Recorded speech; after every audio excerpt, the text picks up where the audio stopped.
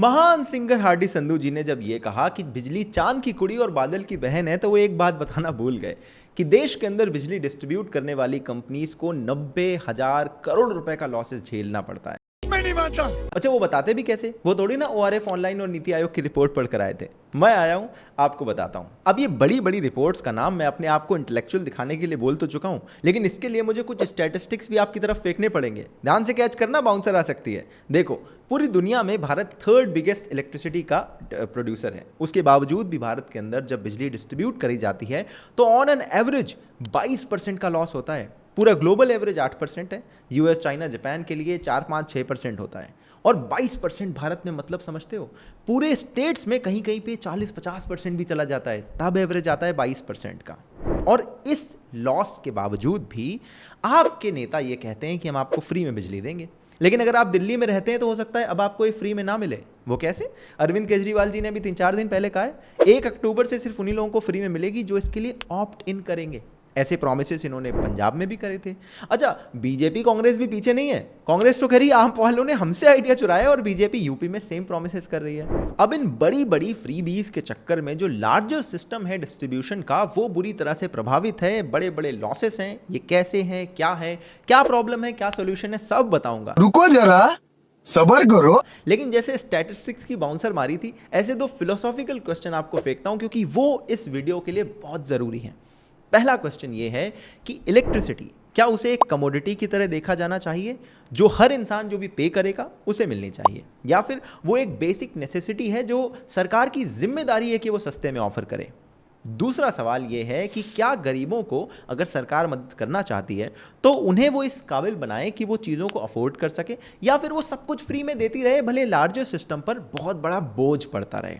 इन दोनों ही सवालों का जवाब आप जिस तरह से देंगे वो आपके फ्यूचर को डिसाइड करेगा कि अगर आप सरकार रन कर रहे होते तो देश में ये इलेक्ट्रिसिटी का संकट होता या नहीं।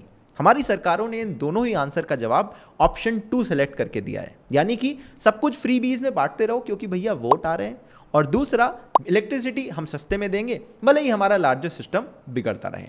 अब इतनी बड़ी बड़ी बातों के बाद एक सिंपल तरीके से बताता हूं कि मैं कहना क्या चाह रहा हूं। देखो, जब बिजली पैदा होती है और आपके घर तक पहुंचती है, इसके बीच में तमाम सारे पार्ट्स इन्वॉल्व होते हैं। हमारी कहानी के 3 मेन हीरोज हैं।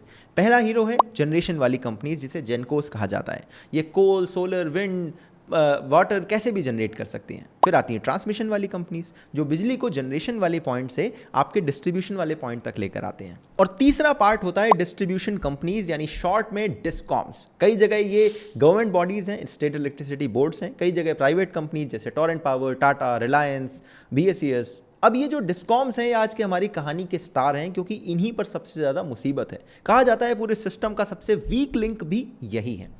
और ये डिस्कॉम्स आइडियल सिचुएशन में तो होना चाहिए कि जिस रेट में पावर खरीदें उससे थोड़ा महंगा करके आपको बेच दें, अपना इसमें प्रॉफिट कमा लें, अपना जो ऑपरेशन का कॉस्ट है वो निकाल लें।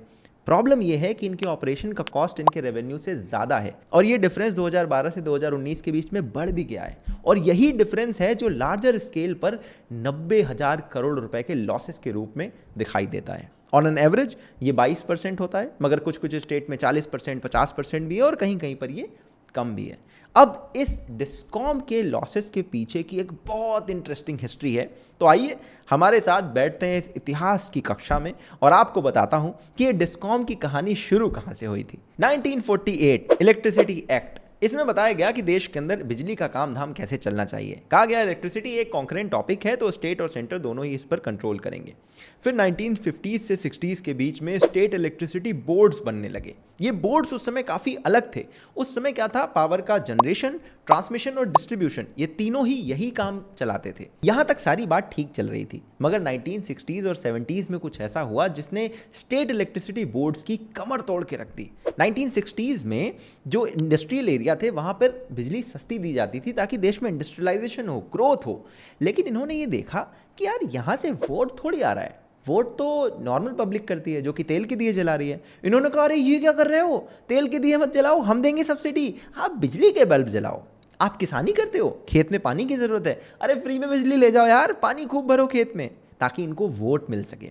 और चूंकि इसकी वजह से स्टेट इलेक्ट्रिसिटी बोर्ड्स का बजट बिगड़ने लगा, तो उन्होंने कहा इंडस्ट्रियल एरिया का यूनिट प्राइस बढ़ा दो।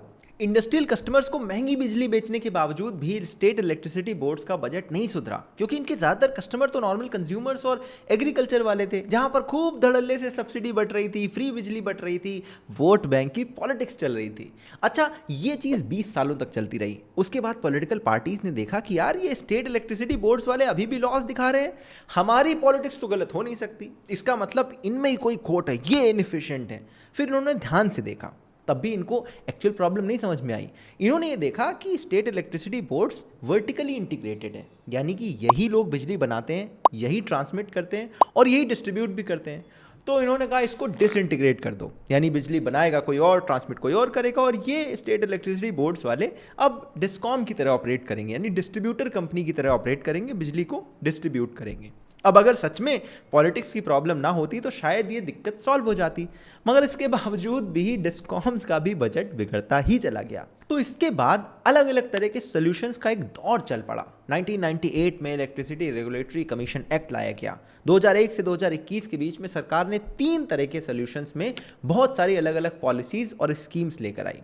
पहली चीज़ ये थी कि सरकार चाहती थी कि जो ओवरऑल डिस्ट्रीब्यूशन है उसकी जो टेक्नोलॉजिकल इश्यूज हैं उनको सॉल्व किया जा सके। दूसरा ये था कि एनर्जी का एक्सेस जो है वो लोगों को, सारे लोगों को मिल सके। और तीसरा जो कि डिस्कॉम से जुड़ा हुआ था कि जो डिस्कॉम्स हैं इनको जो भी लॉसेस हो रहे हैं उनको हम कैसे कम कर सकते हैं। तो 2003 में नया एनर्जी एक्ट आया।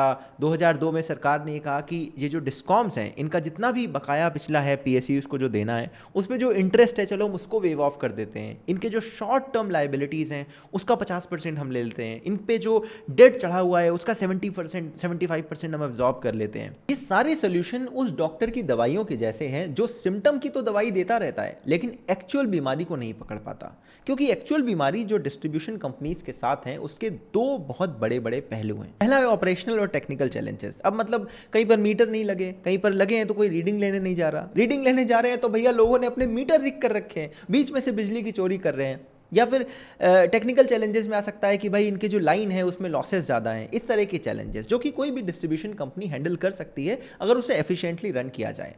लेकिन जो दूसरा चैलेंज है वो सिर्फ और सिर्फ सरकार के लेवल पर ही सॉल्व हो सकता है। वो चैलेंज है पॉलिटिकल चैलेंज।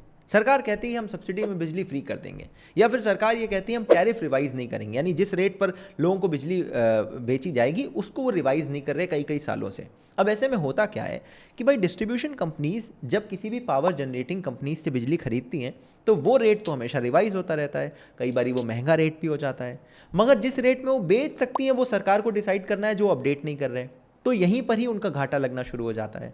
दूसरा ये है कि सरकार ने कहा भाई इतनी यूनिट तक बिजली फ्री है तो डिस्ट्रीब्यूशन कंपनीज आपको फ्री में बिजली दे रही हैं, वो पैसा वो सरकार से वसूल करती हैं और इस पेमेंट में सरकार डिले कर देती है। तो जब डिले कर देती है तो डिस्ट्रीब्यूशन कंपनीज के पास पैसा नहीं बचता, लेकिन जहां से वो बिजली खरीद रहे हैं वो तो उनसे पैसा मांगते हैं। जब वो पैसा मांगते हैं वो चीज़ डिले हो जाती है, ड्यू डेट से पार निकल जाती है, तो वो इंटरेस्ट लगाने लगते हैं।